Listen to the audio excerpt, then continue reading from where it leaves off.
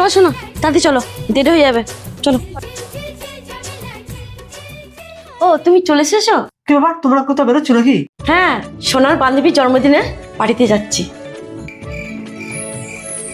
এসব কেমন ধরনের ড্রেস পরেছো তোমরা? ঠিকই তো আছে, কি খারাপ ড্রেস পরেছি আমরা? আরে ছাড় তো, তোর বাবা এখনকার ফ্যাশন ব্যাপার কিছু বোঝেই না। হ্যাঁ হ্যাঁ মা, তুমি ঠিকই বলেছো, বাবা সেই পুরো জুড়েই পড়ে আছে। হ্যাঁ, আমি আর ফ্যাশন সম্বন্ধে কি বুঝবো? কিন্তু আমি তোদের একটা কথা বলতে চাই। দেখেছো মা, বেরিয়েছে আর জ্ঞান দিতে শুরু করে দিল। আচ্ছা তুমি কি জ্ঞান দেবা দাও। আচ্ছা তোমার ফোনটা একটু বার করো তো। ঠিক আছে নাও। আমাকে দিতে হবে না। আচ্ছা বলো তো তোমার ফোনটা কত দাম দিয়েছিল? কেন 12,000 টাকা?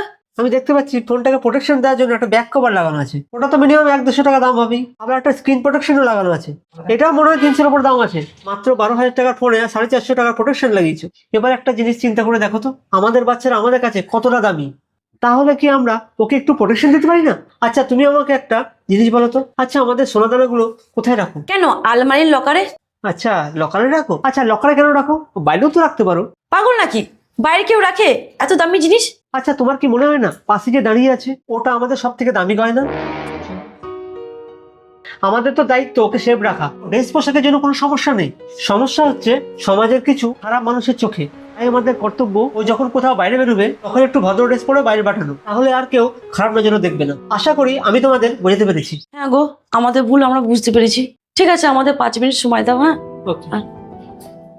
বন্ধুরা, তোমাদের এই কথাটা বলতে চাই, বাড়িতে যদি মেয়ে সন্তান থাকে তাদের এই কথাটা ভালোভাবে বুঝাবেন। আসল কথা হলো মা বাবার কাছে তার সন্তান অনেক অনেক মূল্যবান, তাই আমাদের দায়িত্ব ওটা সেফ রাখা। আচ্ছা দেখো তো এবার আমাদের কেমন লাগছে। হ্যাঁ তোমাদের দুজনকে খুবই সুন্দর লাগছে। বাবা দেখো তো আমাকে কেমন লাগছে। তোমাকেও খুব সুন্দর লাগছে। ঠিক আছে আমরা আসছি, সময় মতো ঠিক চলে আসবো। ঠিক আছে তোমরা সাবধানে যাও।